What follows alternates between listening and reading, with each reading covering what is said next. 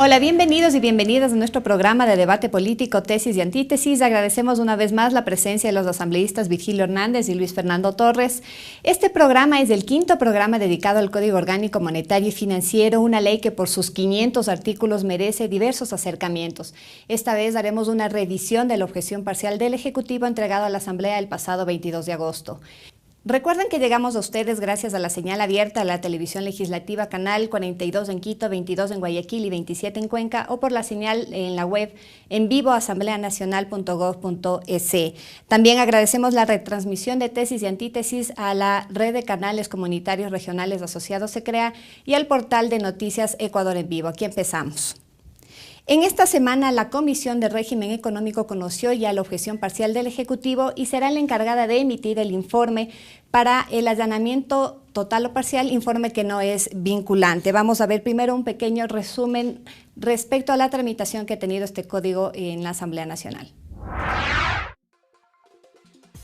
El jueves 24 de julio, el Pleno de la Asamblea Nacional aprobó el Código Orgánico Monetario y Financiero con 91 votos a favor, 22 en contra y 3 abstenciones.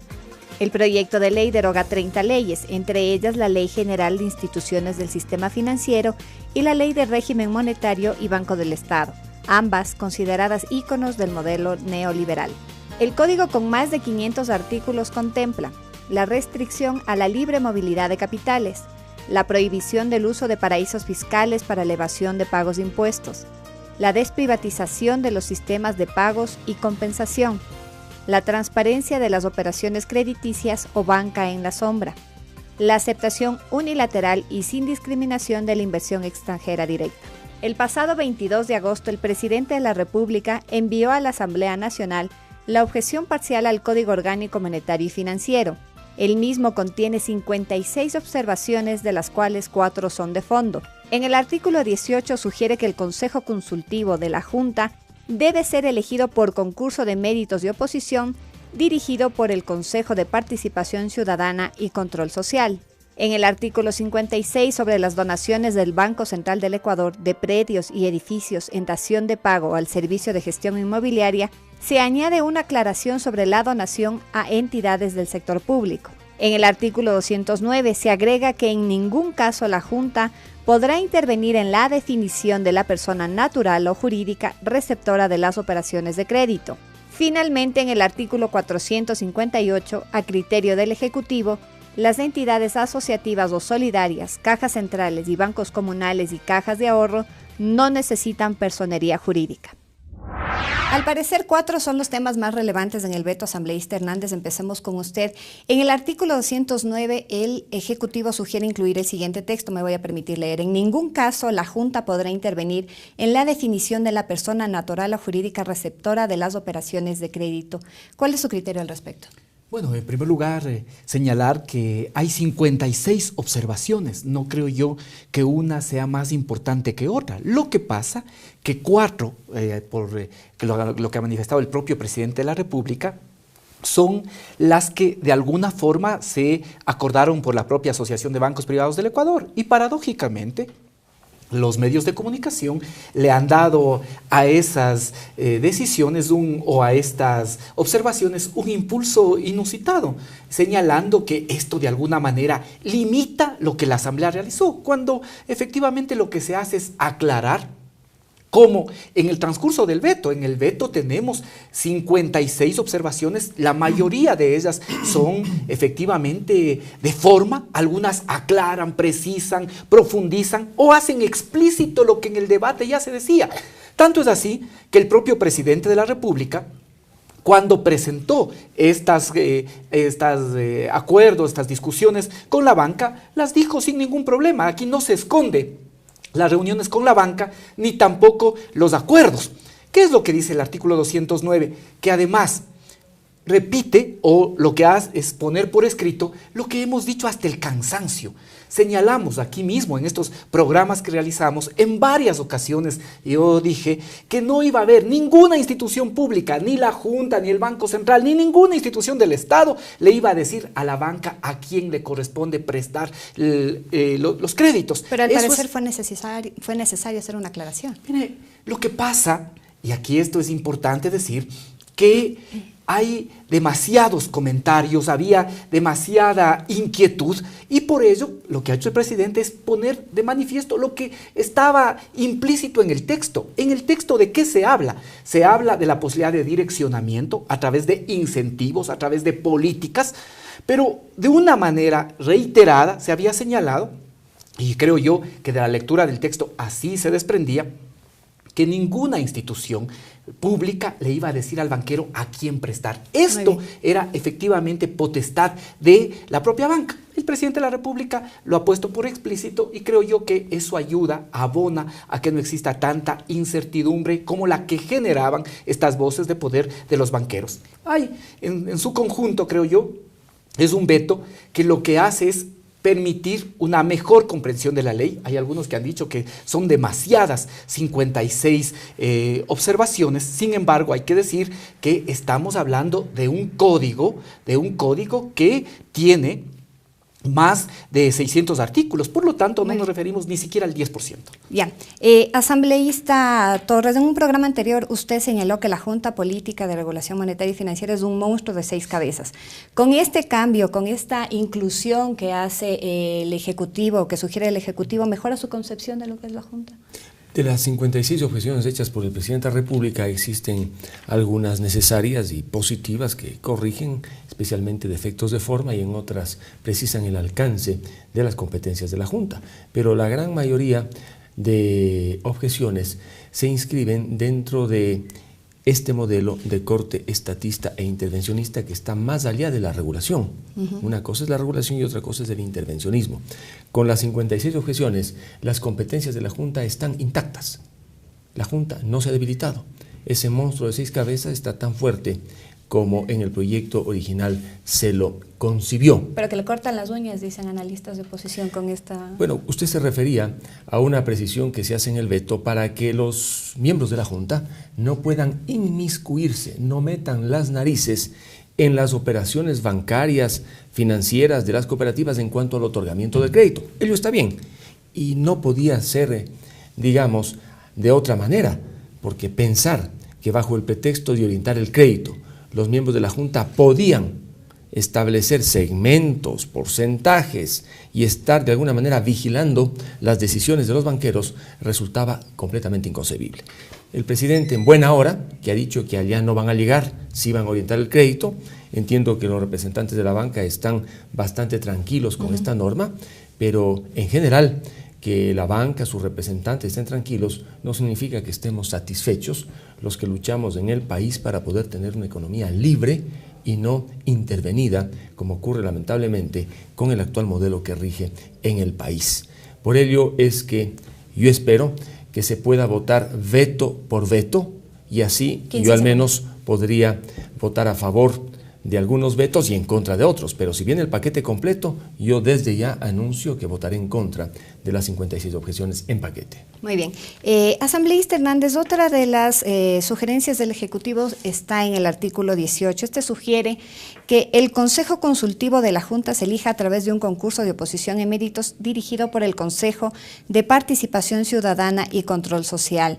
¿Qué es lo que se debe considerar en cuanto a esta observación? Mire, yo planteé en la comisión, y si es necesario lo voy a reiterar en el Pleno de la Asamblea Nacional, que con esta objeción se está desnaturalizando el sentido de la Junta Consultiva. ¿Qué es lo que dice ese artículo respecto de la Junta Consultiva? Que la Junta Consultiva pueda ser efectivamente un espacio en el que participen representantes de los distintos sectores, del sector financiero privado, de la economía popular y solidaria, puedan estar de los sectores productivos, de la academia, de la sociedad civil, y que puedan ser elegidos a través de un reglamento que la Junta tiene que emitir para el efecto. Creo yo ahí que el Ejecutivo está malentendiendo en este caso lo que se busca de la Junta y al plantearnos que sean elegidos a través de concurso de oposición y méritos por el Consejo de Participación Ciudadana y Control Social, se generan algunas dificultades. Por ejemplo, los miembros de esta Junta Consultiva pasan a ser empleados públicos, son empleados públicos, y entonces la pregunta que uno tiene es, ¿por qué el Estado tiene que pagar a los representantes del sector financiero privado, a los representantes de la economía popular solidaria o de los propios sectores productivos. Además, creo yo que le quita la flexibilidad de poder convocar a uno u otro según el tema que trate la Junta.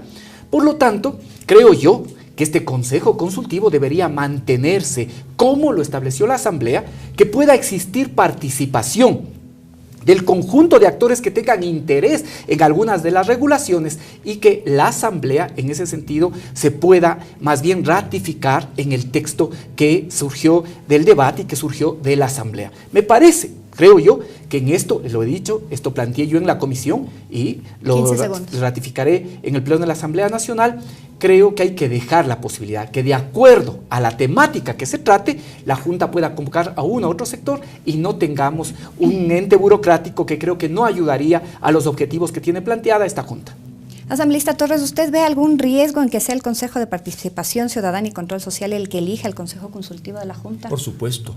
Si algún momento se reforma la Constitución, habría que desaparecer a ese Consejo que no tiene razón de ser. Es una institución postiza al constitucionalismo contemporáneo. El Consejo Consultivo previsto en el Código Monetario y Financiero no tiene ningún poder decisorio. Sus opiniones inclusive no obligan, está allí como un espacio simplemente para que determinados sectores que son objeto del Código puedan tener algún grado de participación o discusión. A mí lo que me parece no es que intervenga este Consejo mediante procesos electivos o de selección, sino que básicamente aquellos que representan, diga usted, a la banca privada, a las cooperativas o a otros sectores puedan, como dice Virgilio, y en este punto coincido con él, reunirse indistintamente, sin ganar un sueldo del Estado ecuatoriano, sino percibiendo las erogaciones, remuneraciones, honorarios que eventualmente les paguen las organizaciones a las que representan, que sus reuniones sean ocasionales en función de lo que se trata. De tal modo que en este punto el veto me parece completamente desacertado, porque sería incorporar a través del Consejo de Participación, este órgano postizo que me recuerda al viejo fascismo, al corporativismo, una especie de participación por parte de aquellos que son destinatarios de la ley. No nos olvidemos que también en el veto se precisa algo del servicio público. Ya no se dice que los bancos, las cooperativas y otras entidades financieras van a ejercer un servicio público con potestad estatal. Ese es uno de los cambios sustanciales que se hacen en el Código y que de alguna manera tranquilizan. Es un servicio de orden público regulado, punto, porque eso dice la Constitución, pero ya no bajo potestad estatal, lo cual reconoce el grado de autonomía, independencia de aquellos que prestan estos servicios de intermediación financiera. Muy bien, muchas gracias por sus criterios. Desde el momento de una primera pausa, enseguida regresamos.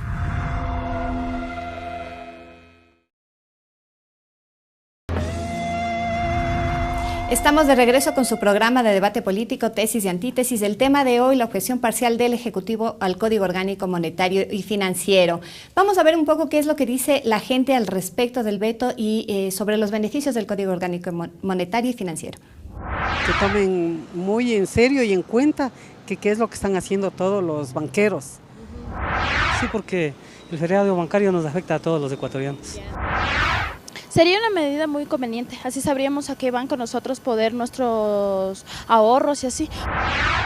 Bueno, yo creo que parte de la política estatal es reformar ese viejo espectro que tenemos sobre los sistemas financieros. Sin embargo, para que esto tenga un buen impacto, lo primero que tiene que hacer es una explicación a la ciudadanía de cuáles van a ser los procesos que se van a implementar. Tiene que ver lo mejor que sea para el pueblo, porque el pueblo deposita en sus cuentas de ahorros mucha cantidad de dinero y con eso gira el sistema económico del Ecuador. Que a veces la banca también tiene mucho poder aquí sobre el país, ¿no? Que los banqueros rindan cuentas, pues sería fabuloso, ¿no? Porque uno de un crédito que uno hace le suben un interés, pero es espantoso. Por los créditos, por ejemplo, pues tienen que calificar y tanta vaina. Eso yo no estoy de acuerdo. Es que uno hace préstamo porque necesita. Claro, debería dejar tranquilo a los que tenemos unos reales. Yo diría que está bien. para que no ocurra lo que ocurrió en el pasado. Que mucha gente se quedó sin su dinero o no pudo realizar muchos sueños que tuvieron en su vida. Claro, tienen que rendir cuentas. Tienen que rendir cuentas porque si no, ¿cómo? Imagínense. O sea, estamos en una tierra sin Dios ni ley, pues. Ellos tienen que rendir cuentas para que el gobierno y todas las personas sepamos de qué están invirtiendo ellos nuestro dinero, porque es nuestro dinero. Asambleísta Hernández, justamente una de las observaciones del veto señala que las entidades asociativas o solidarias no necesitan personería jurídica. ¿Se les está limitando? Ya en la comisión y luego en el pleno se presentó un debate, sobre todo en la comisión, respecto de que estas organizaciones de la economía popular y solidaria puedan tener personería jurídica y al obtener personería jurídica puedan ser objeto de control por parte de la Superintendencia de Economía Popular y Solidaria. Esto, luego de atender varias explicaciones de la propia superintendencia, era muy difícil porque efectivamente no es posible saber cuántas cajas comunales. Algunos hablan de que en el Ecuador aproximadamente podría haber más de 10.000. Por lo tanto, se señalaba que al ser instancias propias, organizativas de un sector, de una comunidad, de un barrio, era inadecuado que puedan pasar por el control de la Superintendencia de Economía Popular y Solidaria. Pero se dejó la posibilidad de que puedan obtener la personería jurídica y en función de esa personería jurídica también posibilitar su crecimiento, su desarrollo, su consolidación. Hay que dejar de pensar que la economía popular y solidaria siempre sirve para cosas pequeñitas y marginales. Hay que pensar que en algún momento las grandes construcciones, los programas de vivienda puedan ser realizados por la economía popular y solidaria. De tal manera que este es otro de los temas en los que yo en la comisión planteé mi criterio en el sentido de que es inadecuado que se les retire la personería jurídica. Vamos a ver finalmente qué resuelve la Asamblea, pero yo creo que esto es inadecuado, contradice estos objetivos de fortalecimiento de la economía popular y solidaria. Creería yo que la Asamblea es otro de los temas en los cuales debemos ratificarnos. Me parece que en el veto, lo vuelvo a señalar, hay cosas que precisan, que aclaran, otras que podrían ser objeto de ratificación, como este tema que he señalado. Pero, en todo caso, lo que hace es nuevamente volver a establecer la potestad del Estado. ¿Qué es la potestad del Estado? La potestad del Estado es la capacidad, efectivamente, de ejercer la autoridad del Estado para poder regular. Y esto es imprescindible, y creo que con el código se mejora la regulación para el sistema financiero, para el sistema de seguros, y eso beneficia a la ciudadanía. Muy bien. Asambleísta Torres, la misma pregunta. ¿Se está limitando a las entidades de la economía popular y solidaria al limitar su personería jurídica? Bueno, existen a nivel cooperativo, por ejemplo, grandes cooperativas que están o han estado ya sujetas a la superintendencia de bancos. En mi provincia, la de Tungurahua, están las cooperativas más grandes del centro del país que manejan millones de dólares debidamente administradas, pero también existen esta especie de cajas comunales a las que se refería a Virgilio. Por ejemplo, una junta de agua potable tiene su caja comunal, su caja, y a través de operaciones financieras presta a sus asociados, cobra préstamos pequeños, dinamiza la economía. Me pregunto yo, ese manejo financiero ¿va a estar sujeto al Código Financiero y Monetario? ¿Se va a requerir que la operación que realizan estas juntas, en unos casos de regantes, en otros de agua potable comunitaria, tengan personería jurídica o no? Pues yo creo que en este punto debe primar la economía libre. Si se han asociado, si ellos han encontrado un mecanismo para aportar, si ellos en definitiva con sus aportes pueden generar tales condiciones económicas y financieras para hacerse préstamos, que lo hagan, que lo hagan. Pero si tenemos allí a las autoridades de control y exigimos que este tipo de operaciones se realicen a través de una entidad que tenga personería jurídica, pues al final serían ilegales las operaciones que ellos hacen y que permiten, en definitiva, no solamente un modo de vida de subsistencia, sino también de producción, porque muchas de estas personas reciben el dinero para poder realizar una actividad productiva menor. De allí entonces que mi llamado sería a respetar la gran autonomía de estas organizaciones pequeñas a otras de mayor magnitud, indudablemente que se las tiene que tener bajo control. Pero como me refería antes, lo importante es el cambio que se hace sobre el tema del servicio público. Se deja que las actividades financieras sean servicios de orden público regulados por el Estado, pero se elimina esta palabrita potestad estatal que tanto temor generó a quienes operan en el sector financiero ecuatoriano. Muchas gracias, asambleísta Hernández. Ahora explíquenos el veto respecto al artículo 56 y sobre las donaciones del Banco Central del Ecuador. No, yo creo que eso está bastante bien. Es otra de las cosas que efectivamente se hace. Se prohíbe que pueda haber donaciones que del Banco Central a instituciones privadas, y eso es absolutamente correcto.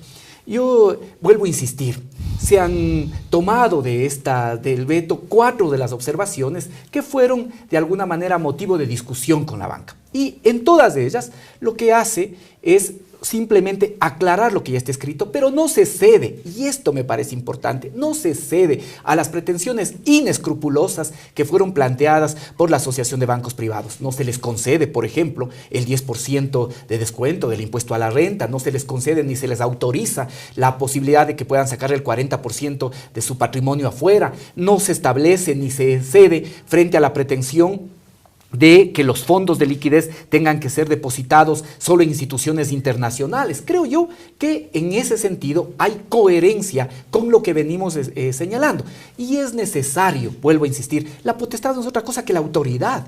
Y en este sector es cuando más autoridad hay que tener. ¿Por qué? Porque estamos frente a un sector poderoso, que así existan regulaciones, cuando puede, viola esas regulaciones. Miren, yo tengo aquí todos estos documentos, toda esta documentación.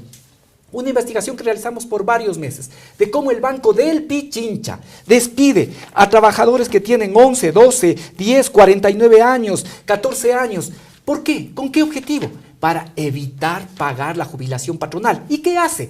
Despide intempestivamente, pero crea un artificioso bono, y con ese bono lo que se hace es perjudicar a trabajadores que llevan, en algunos casos, incluso décadas trabajando para el Banco del Pichincha. Esto, obviamente, se les hace firmar a los trabajadores un desahucio para hacer aparecer que es voluntario, pero realmente se está generando un despido intempestivo, perjudicando en miles de dólares a los trabajadores del Banco del Pichincha. Cosas como esas, existiendo regulación, pasan.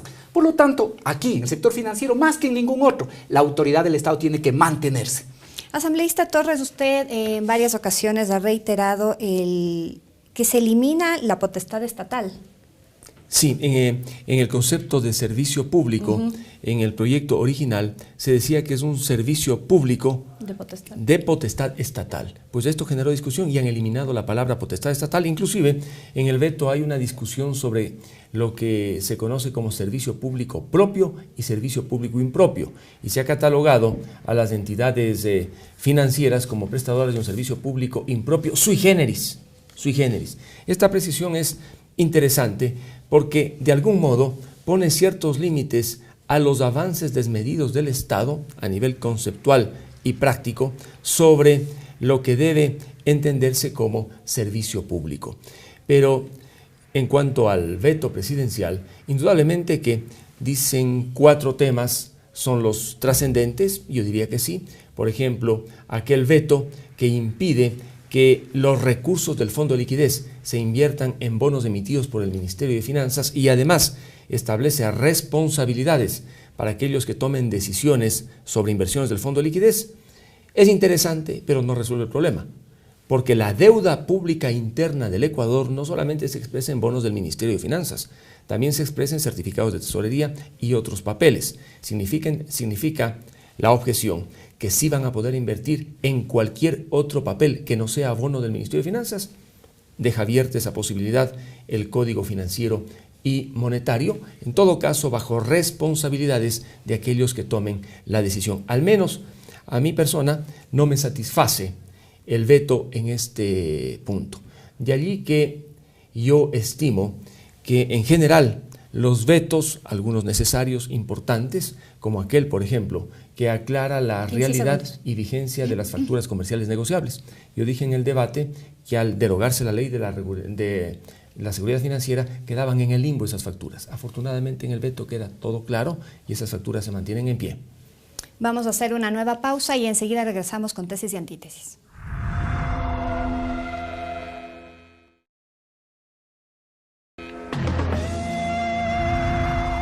Estamos Estamos de regreso con su programa Tesis y Antítesis. El tema de hoy, la objeción parcial del Ejecutivo al Código Orgánico Monetario y Financiero. Asambleísta Hernández, con las inclusiones que se pueden hacer en la ley de la objeción parcial, ¿usted siente que esta es una buena ley y le deja satisfecho el trabajo? Yo creo que es una buena ley, que es una ley que permite cumplir estos objetivos que tiene el Estado y que siempre son materia de debate. El Estado tiene que regular, pero una regulación que sea seria y sobre todo que quienes regulen no puedan tener conflicto de intereses con las instituciones reguladas. Me parece que esto es importante y en el veto también se precisa esto. En segundo lugar, un Estado que sea capaz de planificar. Y con este código yo creo que se abre la posibilidad para consolidar también este cambio de matriz productiva y que los créditos en el país, que la mayor parte de ellos siempre se prestan en plazos bastante reducidos, puedan hacerse en plazos más largos, evitando, eso sí, que pueda existir descalce, en lo que también existe una precisión en el veto, pero que pueda ser un incentivo para la construcción de actividades productivas y por lo tanto la generación de empleo. Esta creo que es otra cosa importante. Y todo Estado tiene que redistribuir. Este es un elemento importante. Por ello, me parece que ahora se debe fortalecer esta institucionalidad para que no pasen cosas como las que he señalado. No puede ser que si trabajadores han estado por décadas, como he señalado, y de esto existe regulación, si es que ya no quieren tener a un trabajador, pueden despedirle, pero tienen que pagarle lo que la ley establece. Pero aquí cuando uno ve solo algunos ejemplos, trabajadores perjudicados con $20,000, con $5,000, con $18,000, personas perjudicadas con $37,000. ¿Por qué? Porque se establecen precisamente estos mecanismos de presión para obligar, como en el caso del Banco del Pichincha, estoy señalando claramente y tengo los documentos sobre eso, para que firmen el desahucio, se les compensa con un bono, pero esto es bastante menor que los que les correspondería recibir. Esto no puede seguir pasando. Entonces la institucionalidad tiene que fortalecerse para poder permitir que el Estado cumpla esos roles, regular, planificar, redistribuir y por lo tanto también permitir que se respeten los derechos, tanto de las personas que trabajan en estas instituciones como de los usuarios y de quienes somos clientes del sistema financiero. Creo yo que es una ley positiva, que es una ley que va a poder cumplir los objetivos que están planteados en el propio código. Es decir, ¿nunca más un feriado bancario? Por ejemplo, esta es una cosa importante, no solo potenciar el desarrollo, no solo permitir que pueda generarse recursos para emprendimientos productivos, para la generación de empleo, sino también impedir feriados bancarios y sobre todo impedir que en el Ecuador pueda existir banqueros ricos con bancos quebrados. Eso no nos puede volver a pasar. No nos puede volver a pasar. Y creo yo que este código nos permite mejores instrumentos. De ninguna manera el que tengamos una ley asegura que no puedan existir crisis en el futuro, porque los bancos van a seguir manejados de forma privada. Pero para eso es importante la institucionalidad estatal que vigile, que controle en función de que esa banca cumpla los objetivos del país y cumpla los objetivos del desarrollo. Muchas gracias. Asambleísta Torres, en el programa anterior usted señaló que se empiezan a vivir ya los efectos de las leyes aprobadas por la Asamblea Nacional. ¿Qué se puede esperar del Código Monetario? Del Código Monetario se puede esperar algo parecido de lo que ha ocurrido con otras leyes, con el Código Integral Penal, cuando aparece una nueva legislación que deroga una legislación completa.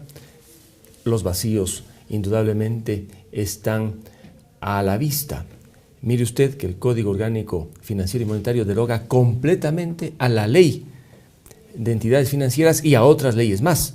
Habrá que preguntarse si todas las normas derogadas están debidamente sustituidas o quedan vacíos. Yo estoy seguro que quedarán vacíos. Sobre la inquietud en materia laboral que tiene Virgilio de lo que ha ocurrido en el Banco del Pichincha, que es uno de los más grandes del Ecuador y por supuesto solvente, pues esos trabajadores, si se sienten perjudicados, tienen la vía judicial y laboral abierta para hacer el reclamo. En cuanto al veto como tal, yo reconfirmo lo que dije al iniciar esta intervención. El veto deja intactas las competencias y funciones de la Junta de Regulación Monetaria. Esa junta que se inscribe en un modelo estatista, intervencionista, que va más allá de la necesaria regulación. En cuanto a dar seguridades, el código, por supuesto, que al haber sido objetado, alguna tranquilidad deja entre el sector bancario y financiero. Pero en las objeciones no se han abordado temas, por ejemplo, que fueron materia de discusión en el Pleno. Entre esos temas, las competencias amplias que se les dieron a algunos funcionarios del Estado, como el fiscal, el procurador y el contralor, para que dispongan la retención temporal de fondos que tengan aquellos que ellos consideran que merecen que sus fondos sean retenidos en cuentas corrientes o en inversiones. Esa competencia preocupante la tienen estos tres funcionarios y nada se dice en el veto sobre este punto. En materia de seguros privados, se hace alguna aclaración interesante para que sea la Junta de Regulación la que fije el monto del seguro que existe sobre los seguros privados, que fue una iniciativa positiva, porque ahora no solamente el que tiene dinero en su banco, en su cooperativa, va a estar garantizado por el seguro de depósito en el caso de un cierre, una liquidación o una quiebra. También aquellos que son beneficiarios de seguros privados y pagan las primas. Por supuesto, la actividad aseguradora es totalmente distinta a la actividad bancaria, pero alguna precisión se hace en este punto, lo cual es saludable y se deja debidamente aclarado que aquel que tiene un seguro privado, en el evento de que la aseguradora tuviera un problema, cuenta con una especie de seguro de cobertura que podría permitirle tener las garantías del caso en buena hora. Sin embargo, el código persiste, insisto nuevamente, en esa tendencia a fortalecer, lamentablemente, de modo exagerado, el poder estatal en la economía ecuatoriana. Muy bien, agradecemos por sus criterios a los asambleístas Virgilio Hernández y Luis Fernando Torres. Recuerden que en tesis y antítesis la síntesis la sacan ustedes. El video de este debate lo pueden encontrar en nuestro canal YouTube, Tesis y Antítesis, o también en la página de Facebook del programa. El programa también se reproduce por la señal de la radio de la Asamblea Nacional los lunes a las 8 de la mañana y también es retransmitido, y agradecemos por ello, a la red de canales comunitarios regionales asociados se crea y el portal de noticias de ecuadorenvivo.com. Muchas gracias.